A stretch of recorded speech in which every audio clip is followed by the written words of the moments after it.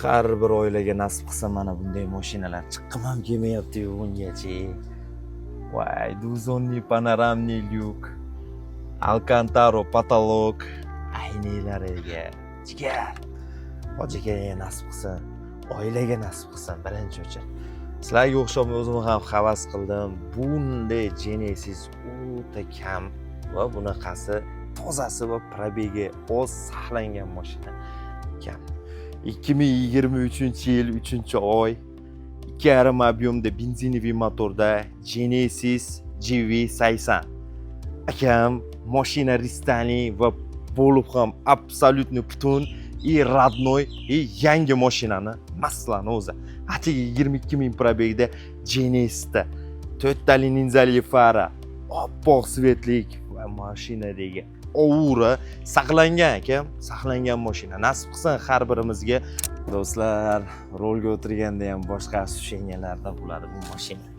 Voy, buni dizaynlarini attenni bir ishlov berganda, podsvetkalar tagida qorong'uda shunaqangi chiroyli yonadi va mana bu sideniya tikilishlari boshqa Genesislardan ancha farqi bor.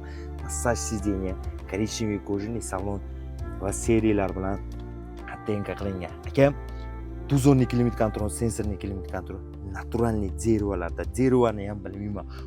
Oqini bo'lganmi? Shavy управление media, хрустальный рычаг, sport eco rejim, drive modlar hamma yo'q. Monitor, 360 kamera, elektronniy tablo, 22,000 probeg. Va mana bu roldagi. Voy.